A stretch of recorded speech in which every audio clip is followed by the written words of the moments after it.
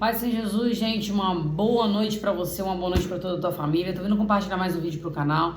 E no vídeo de hoje eu quero compartilhar a respeito dos sinais dos fins dos tempos. A gente sabe que hoje é muito difícil alguém pregar sobre a volta de Cristo, mas nós estamos sim, não é o fim, mas é o início das dores, né? É o tempo que nós estamos vivendo, é o início das dores. Eu falo isso por quê? Porque é o que a Bíblia está nos dizendo, é o que a Bíblia está nos alertando. A gente sabe que há muitos anos a gente vem ouvindo, Jesus está voltando, Jesus está às portas e verdadeiramente Jesus está às portas.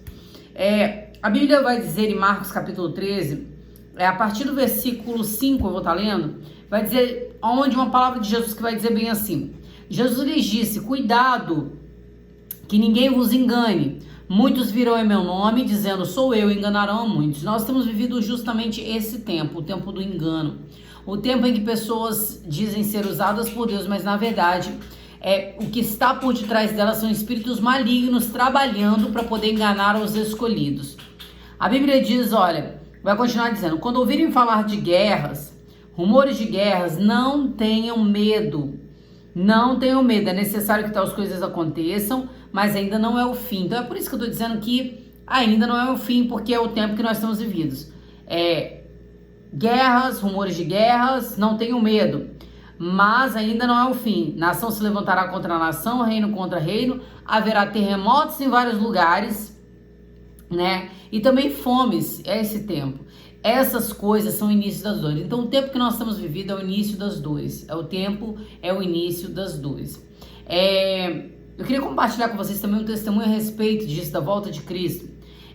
Mas eu vou primeiro compartilhar aqui na palavra e no final eu conto o meu testemunho para a glória de Deus. Olha, fiquem atentos, pois vocês serão entregues a tribunais e serão açoitados nas sinagogas. Ou seja, é o tempo que nós estamos vivendo. Hoje, por a gente pegar a sã doutrina, nós estamos sendo perseguidos por pessoas que se dizem crente.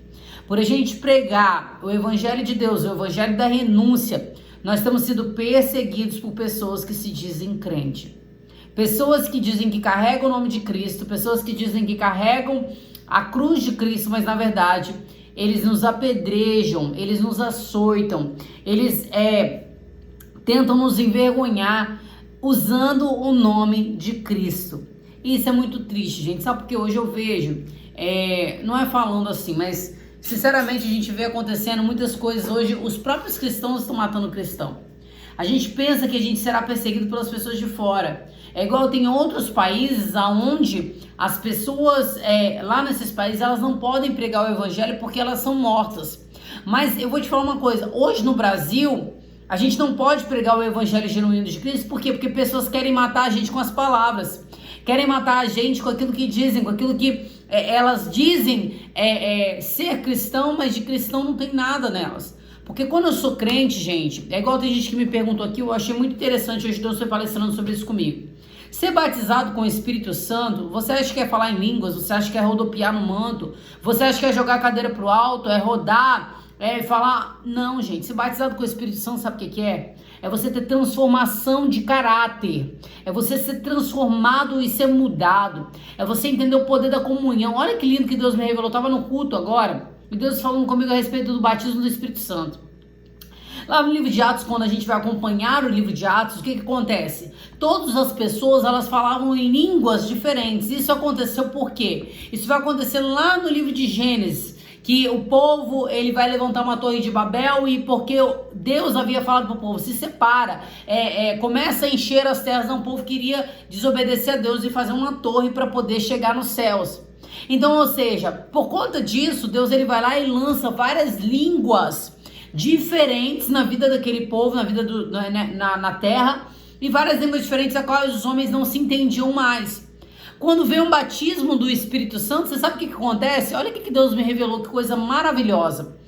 Simplesmente as pessoas começaram a falar línguas das quais elas não entendiam. E aí todo mundo começou a se entender. Deus falou comigo a respeito. O primeiro sinal do batismo com o Espírito Santo é a comunhão que eu vou ter com meu irmão. Não existe eu dizer que tem um Espírito Santo se eu não tenho comunhão com meu irmão. Entenda, quando o Espírito Santo desceu sobre a igreja, ali sobre a igreja primitiva, a primeira coisa que aconteceu, eles se entendiam. Eles começaram a falar as mesmas línguas. Irmãos, isso é tão forte, isso é tão poderoso, isso é tão maravilhoso. Eles começaram quem não entendia o que o outro falava, eles começaram a se entender. Então, sabe o que Deus falou comigo? Minha filha, o primeiro sinal de que o Espírito Santo está na sua vida é você ter comunhão com o seu irmão. É você conseguir perdoar a quem te ofendeu, é você entender que todos nós temos defeitos, temos falhas, temos erros nas nossas vidas, mas o que acontece? Eu preciso amar o meu irmão, independente das nossas diferenças. Sim, isso é teu Espírito Santo. Espírito Santo eu não tenho quando eu falo mal de alguém. Espírito Santo eu não tenho quando eu degrido a imagem de alguém. Eu vou denigrir a imagem de alguém, perdão pela palavra. Denigrir a imagem de alguém. Espírito Santo eu não tenho quando simplesmente eu levanto calúnias contra a vida do meu irmão. Eu levanto falsos testemunhos contra a vida do meu irmão. O Espírito Santo ele foge da gente. Ele sai de perto da gente.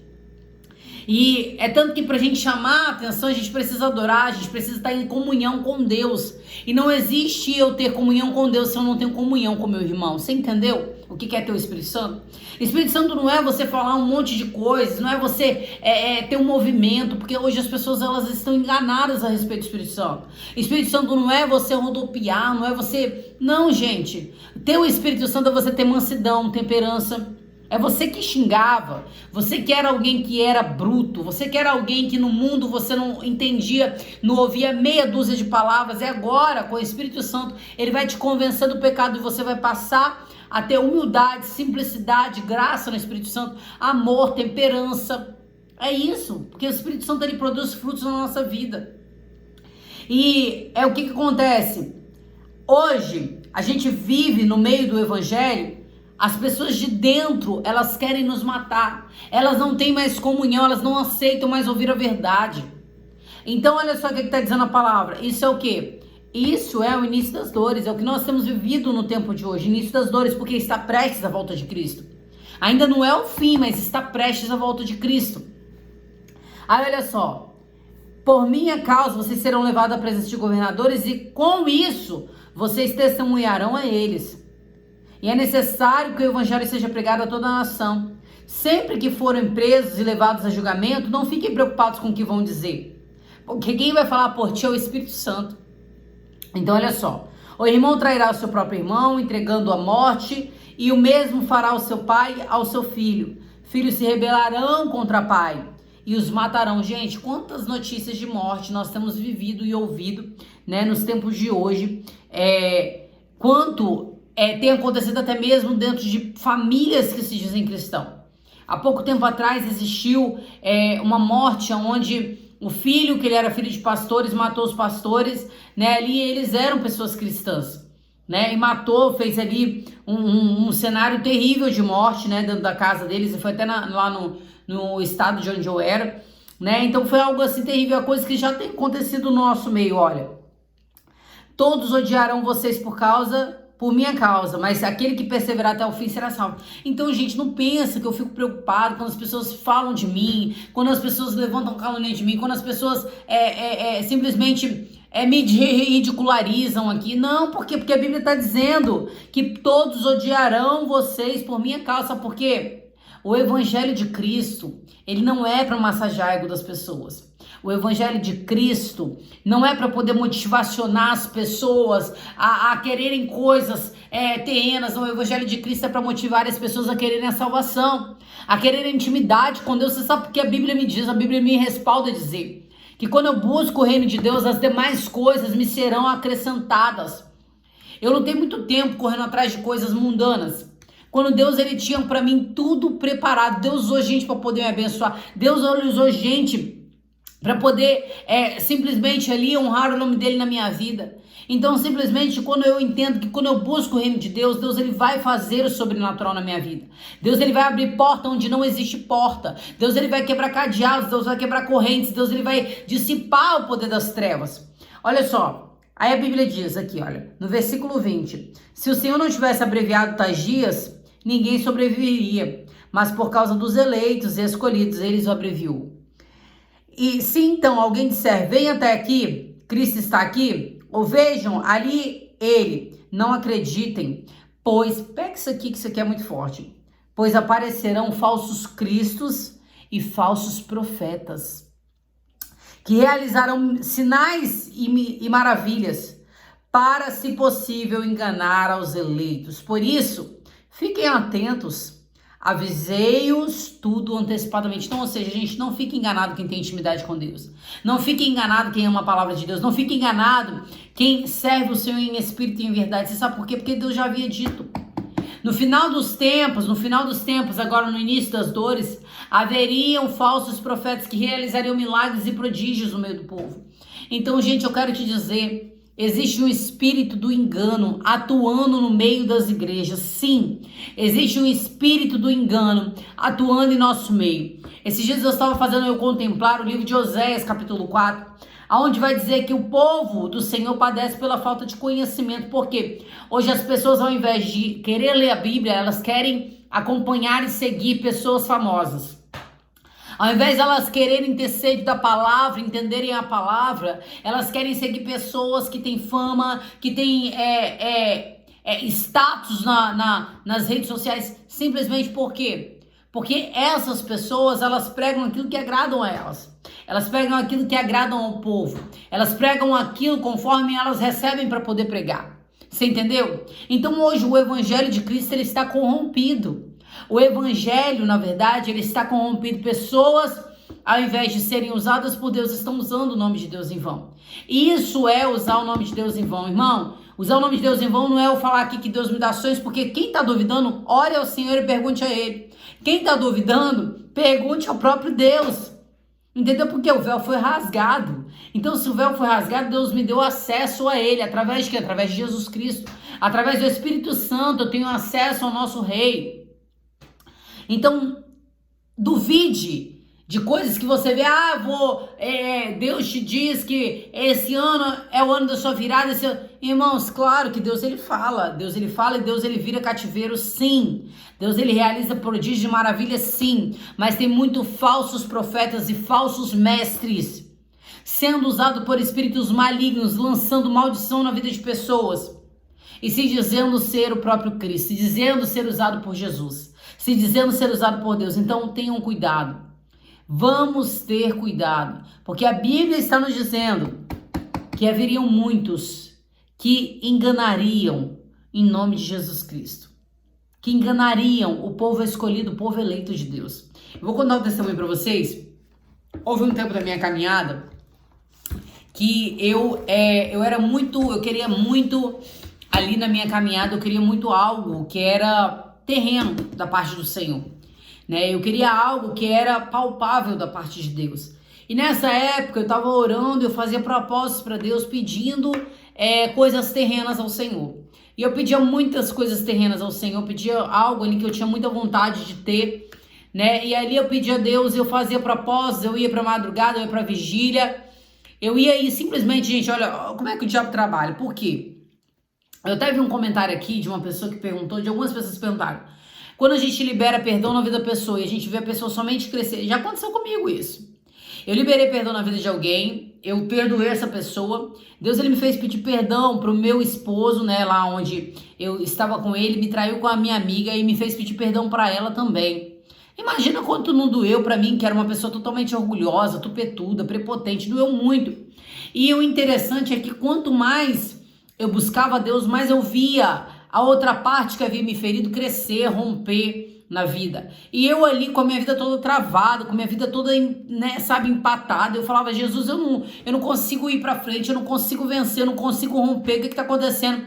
Deus, ele me fez pedir perdão novamente. E daí eu pedi perdão novamente. E sabe o que é interessante? Teve um processo de 2 anos na minha vida, que nesses 2 anos eu só vi a parte que havia me ferido, simplesmente romper e crescer. Eu falava, Deus, a minha vida tá tudo indo de água abaixo. E eu tô vendo quem me feriu subir, eu tô vendo quem me feriu. Sabe o que Deus falou comigo, minha filha? Eu estou usando quem te feriu para poder te tratar. Eu estou usando essa situação para poder te moldar. Você sabe por quê? Hoje o evangelho que é pregado é o evangelho da prepotência, o evangelho da ostentação, o evangelho em que Deus... ele vai simplesmente nos levantar para poder abater o nosso adversário. Posso te falar uma coisa? Primeiro Deus vai abater eu e você. Primeiro Deus abate a gente para poder nos dar humildade, porque a gente vem do mundo achando que a gente é dono de tudo. A gente vem do mundo achando que a gente manda em tudo, que Deus ele é só Deus da gente. Eu era assim, Deus ele fez tantas coisas por mim, né, que eu achava que Deus era só Deus da minha vida. E às vezes a gente passa, tem cristão novo convertido que às vezes pensa isso, que ele é ninguém toca nele, ninguém faz nada com ele. Tem crente velho de cadeira que também pensa isso, que ninguém toca nela, que ai de se tocar nela. Irmãos, eu vou te falar uma coisa, ai daqueles que tocam no ungido de Deus, mas não fica pensando você que a vingança vem no seu tempo não, que a vingança vem no meu tempo não, a vingança vem no tempo de Deus. E quando eu entrego para Deus, eu falo, Senhor, eu perdoo essa pessoa que me feriu, automaticamente, eu vou te falar, automaticamente, Deus é como se você estivesse dizendo para Deus, Deus, eu não confio na minha justiça, eu confio na sua justiça. E é por isso que eu tô perdoando essa pessoa. Eu sei que ela fez comigo algo muito errado, eu sei que me humilhou, me envergonhou, mas eu tô perdoando o Senhor, porque o Senhor é o Deus que é o Deus da justiça verdadeira. Eu não entendo nada. Perdão, gente. Eu não entendo nada, mas eu acredito que o Senhor entende e que o Senhor sabe o tempo certo e a hora certa de agir na vida dessa pessoa. Aí quando você entende isso, Deus ele começa a trabalhar na vida dessas pessoas. Deus ele começa a tratar com essas pessoas, porque Deus não trata. Primeiro, gente, tem mulheres aqui que perderam casamentos e que Deus está dizendo para mim e para tua vida. Deus está tratando primeiro contigo. Deus não está tratando com a outra parte, porque primeiro Deus vai tratar com você. Deus vai tratar com você. Sabe por quê, irmão? Se eu pensava assim, ah não, Deus vai tratar com quem me feriu, Deus vai tratar com quem me magoou. Não, primeiro Deus me quebrou, primeiro Deus me tratou, primeiro Deus me moeu, primeiro Deus me moldou, para depois eu ver a mão de Deus, tá? Então é assim que Deus trabalha. Esse evangelho mentiroso de que Deus vai te colocar lá em cima, você pisar na cabeça dos seus adversários, Deus vai te colocar lá no alto. Irmãos, o dia que Deus te levantar, é para você ajudar quem te feriu, porque isso é evangelho do reino. Isso é o evangelho de Cristo. Esse outro evangelho que não prega isso, tá pregando uma mentira de Satanás. Porque Deus, quando levantou Davi, Saul perseguia Davi. Mas o que aconteceu? Deus usou Davi para a vida de Saul. Deus poderia ter usado Davi para poder matar, mas não. O que Davi falou? Eu não toco no ungido de Deus, porque do ungido de Deus quem trata é o próprio Deus. E quantas das vezes a gente fica vendo crente matando crente, sou ungido, ai de tocar em mim. Irmãos, enquanto a gente pensa assim, Deus quebra a gente. Eu pensava assim muito tempo. Deus me quebrou, até o dia que eu entendi. Mesmo Deus que me criou, criou o macumbeiro. O mesmo Deus que me criou, criou o feiticeiro. O mesmo Deus que me criou, criou a prostituta, que eu era prostituta. O mesmo Deus que me criou, criou o ladrão. O mesmo Deus que é o meu Deus, é o Deus que é de alguém que tá lá na rua agora, usando droga, bebendo, enchendo a cara.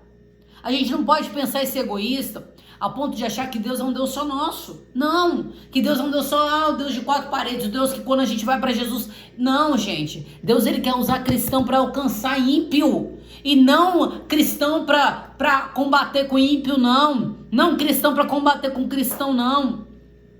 E voltando para o meu testemunho a respeito da volta de Cristo, eu era uma pessoa que eu era crente carnal. Sabe o que é crente carnal? Crente que só pensa em coisas da terra. Crente que só pede coisas da terra. Crente que só quer ver a vingança, né, na vida dos outros. Eu era assim. Eu queria que Deus me honrasse para poder esfregar na cara de quem havia me humilhado. Eu fui crente assim já. Eu já passei por isso já. Então eu sei o que é isso. Só que sabe o que aconteceu comigo? Eu fui para uma vigília. Eu ia para vigília, ia para cuidar da bênção, ia para tudo, querendo que Deus desse a reviravolta na minha vida. E aí o que aconteceu? Um dia eu cheguei num culto, numa vigília, e nisso que eu cheguei nessa vigília, a pregação era sobre salvação, era sobre a parábola das 10 virgens. E aquilo não me interessou muito não. Por quê? Porque eu estava acostumada a receber aquelas palavras de encher nosso ouvido. Vai que Deus vai te dar vitória, vai que Deus vai envergonhar seus adversários, vai que Deus vai abater quem te humilhou. Era isso que eu gostava de ouvir. Quando começou a pregar sobre salvação, sobre arrependimento, eu peguei e falei, você quer saber? Eu vou embora cedo dessa vigília, vou para casa. E nesse dia, tinha uma amiga minha que estava comigo, eu havia levado ela pra vigília comigo, e aí a gente tava juntas, né? E nisso que a gente tava juntas, eu fui deixar ela em casa. Quando eu parei no sinal, perto da casa dela, assim, na entrada, né, pra subir pro bairro da casa dela, ali parou um carro do meu lado, e isso era umas 5 horas da manhã. Quando esse carro parou do meu lado, eles ficaram olhando, eu não conseguia enxergar quem estava dentro do carro. E ela olhou pra mim e falou, Dani, você viu como é que essas pessoas ficaram olhando pra gente, esses homens? E aí, enfim, eu fui deixar lá em casa, sem perceber, aquele carro vinha me seguindo. E eles vieram me seguindo, e quando eu cheguei na casa dela, na rua da casa dela, havia uma bifurcação, uma rua que subia e uma rua que descia. E do lado era um barranco que caía lá pra baixo, cheio de mato. E ali, quando eu fui, eu não sabia onde era a casa dela, eu falei, eu subo ou eu desço? Eu parei com o carro. Quando eu parei com o carro, chegou os assaltantes atrás, né, com aquele carro que havia me perseguido desde o sinal. E daí eles pararam atrás e desceram armados. E quando eles desceram armados, gente, olha, uma mão veio com o carro e me jogou o carro para baixo. Passou em cima de um negócio alto assim e eu fui parar lá embaixo. E nisso que eu fui parar lá embaixo, aquele carro andando, eu gritando, Deus tem misericórdia, Jesus tem misericórdia, Jesus tem misericórdia de mim, Senhor. O que vai acontecer comigo? E ali, irmãos, eu quase perdi a minha vida. Eu já era crente, só que eu não estava verdadeiramente ligada àquilo que era espiritual, aquilo que era celestial, aquilo que era do céu para mim. Eu estava ligada a coisas terrenas. E nesse dia Deus estava tratando com a minha alma. Por quê? Porque eu estava focada em buscar a Deus por coisas terrenas. E sabe o que aconteceu? Eu peguei e falei, Senhor. Aí Deus falou comigo, hoje seria o dia que Jesus voltaria para você. Aquele dia foi o dia que Deus me mostrou como seria minha morte. Deus me mostrou até mesmo no outro dia estampado lá, uma matéria comigo, dizendo a respeito da minha morte. Gente, aqueles homens, se eles tivessem pegado a gente, eles seriam destruídos com a nossa vida.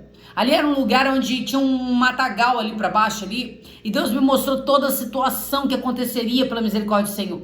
Irmãos, Deus me deu um grande livramento e outro, foram 2 livramentos numa noite só. Eu passei correndo direto ali naquela rua e a casa dela ficava perto de uma boca. E eu passei no meio daquela boca, passei com o carro correndo na maior velocidade.